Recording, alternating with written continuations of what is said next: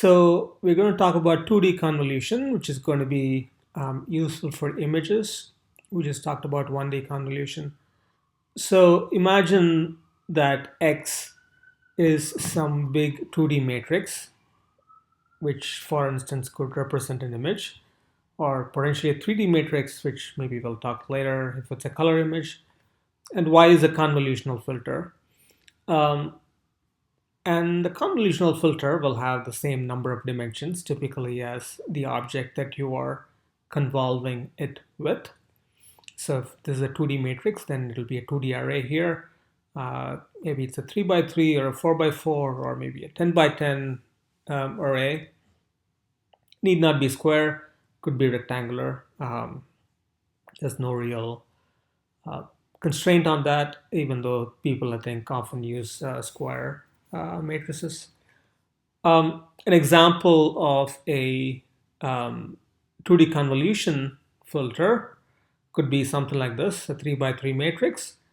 Um, and it's exactly the same as 1D convolution, what happens, right?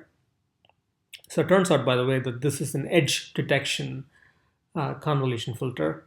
And I will show a MATLAB uh, demo of what happens when you apply this to an image. In any case, how does the 2D convolution work? Let's say Y is some 3 by 3 matrix and X is some 2D matrix, and which could be a grayscale image.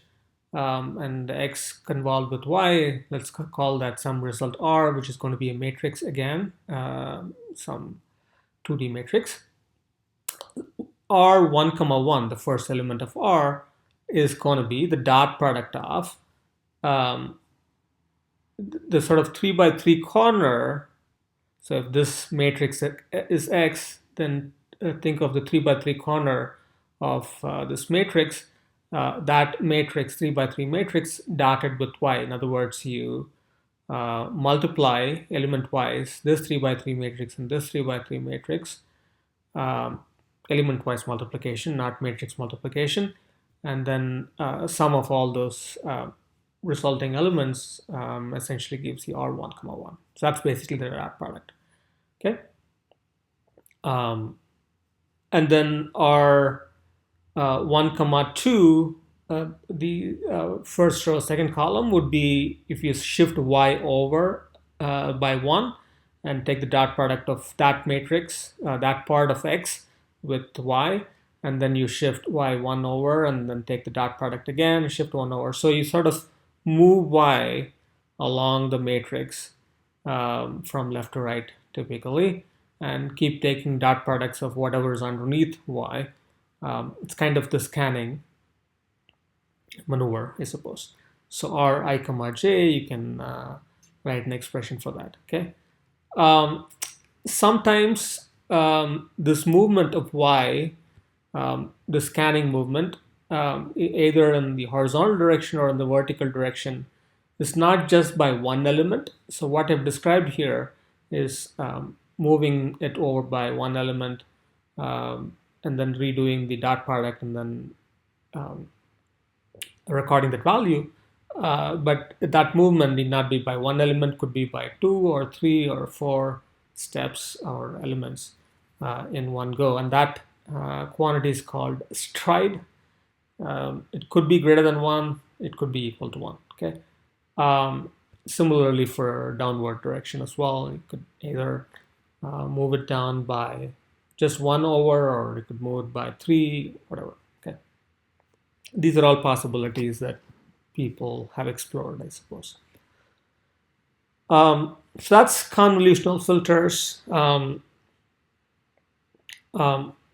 Let me, before I talk more about neural networks, neural networks again, let me talk about, let me actually show an example of a convolutional filter. I'll put some 1D convolution examples here. You can take a look at it. But let's do 2D convolution.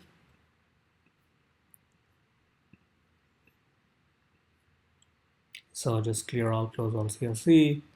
And then This is a 3 by 3 convolutional filter, which is the convolutional filter displayed here. And I'm going to read an image called rise.png, which comes with MATLAB. So let me just run this. Rice.png is this image which contains grains of rice against a gray background. The rice themselves are light gray and the background is a darker shade of gray.